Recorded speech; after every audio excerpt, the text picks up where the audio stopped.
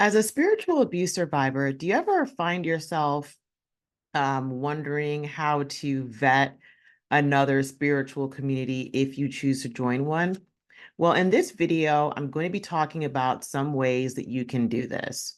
My name is Dr. Felicia. I'm a licensed psychologist and owner of Skill Set Counseling, where I focus on the treatment of OCD and spiritual abuse. And in today's video, I'm going to be talking specifically about some steps that you can take if you're checking out a new spiritual community or just a group of people that you want to spend time with and you've been through spiritual abuse. I know it can be a daunting task. So I'm just going to give you a few tasks that can help, or a few tips rather that can help. So the first thing you want to do is you want to ask yourself and observe how this group of people communicate.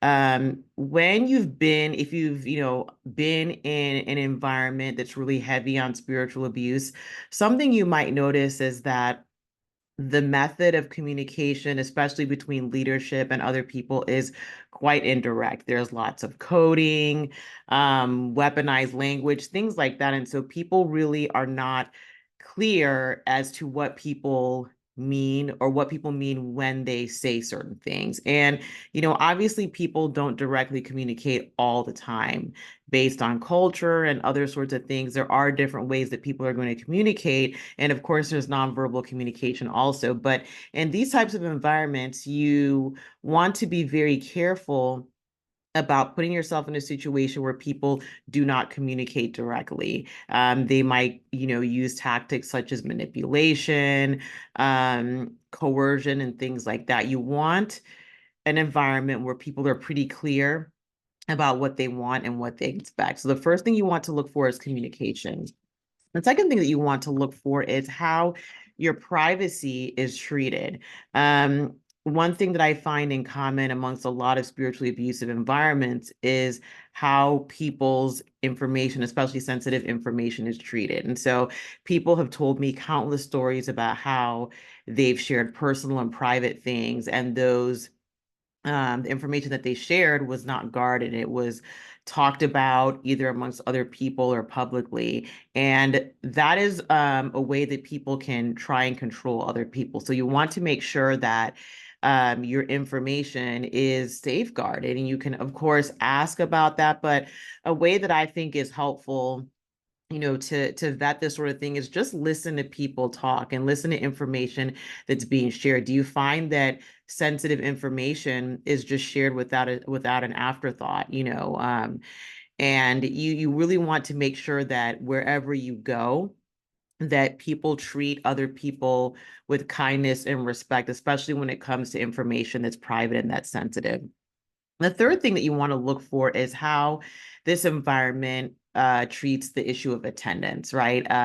You guys have shared this on my channel in the comments that, you've been in places where the people are very controlling about attendance. It's one thing to check on people and say, oh, I haven't seen you in a while, hope everything is okay. And there's checking on people out of genuine concern. But in these situations where people have talked about experiencing spiritual abuse, they are bullied into attending regularly, right? And if they miss something or they don't show up, they're constantly questioned about their whereabouts. And it can become rather intimidating, and it can feel, like you're being watched, monitored. And you feel, another question you want to ask yourself is, do you find yourself feeling like you have to always explain your whereabouts to somebody? That is not healthy at all. As an autonomous person, you don't have to always account for where you are with people all the time. Right now, of course, if you're expected to be somewhere and you're not there, it makes sense that you would say, okay, look, I wasn't here for this and this reason. But in some of these environments, people can be very controlling. They want to know where you are, who you're with, how come you weren't at this place at this time. And so pay attention to that. Another thing that you want to look at, and this is kind of it's a little bit more challenging to explain, but have you ever heard of that phrase called a cult of a personality, where basically the environment is centered around a particular person's like personality and their charisma. So basically that becomes the star of the show, right? And so if you think about that, and spiritually abusive environments, they tend to have very charismatic leaders, right? So they're very charismatic, they're charming, but that charisma and that charm is often a cover up for a lack of character. And so if you are in an environment where you hear a lot of things like, oh, this person said this or this person said that, it's all about what that person or that leader says at the expense of individuality, creativity, free thought. You really want to be careful about that. And that can be a little bit more subtle and nuanced to pick out because, if someone is a strong leader, that doesn't mean they're spiritually abusive.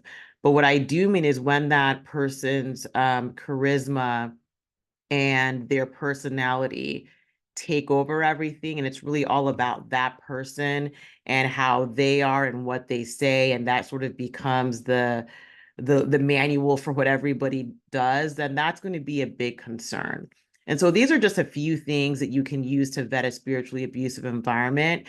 And well, not a spiritually abusive environment. You hope it's not a spiritually abusive environment. So these are things that you want to go through and just make sure that, hey, am I seeing any of these things? And I'm going to have some more of these. I might probably do a part 2 on this, but this is just a brief run through. So I'm going to go over them again. How do they communicate? Is it direct communication, or is it kind of this indirect manipulative way of telling people things? Not ask, but observe how they treat people's confidential and private information. Also look at just attendance. Attendance is a big thing. Is it the sort of thing where you're always being monitored as to where you are and why you weren't here and all those other things? Because that's a way of controlling people. And then lastly, is this like a cult of personality, right? Is the person who is in charge of the group of people in charge, they have a very dominating personality that just overtakes everything and overrides everything? And is it all about that person and their personality and meeting their needs? Or is it something where, people have a healthy respect for one another and it's not just all about one person? So I hope that helps. And I'd love to hear from you all in the comment section. What are things that you use to vet environments before you go into them? So I'd love to hear from you about that for that. And to book a free consultation, you can go to my website, skillsetcounseling.com, and click on the orange button. All right. Thank you very much. And I hope that you have a day that is filled with peace and joy. Bye-bye.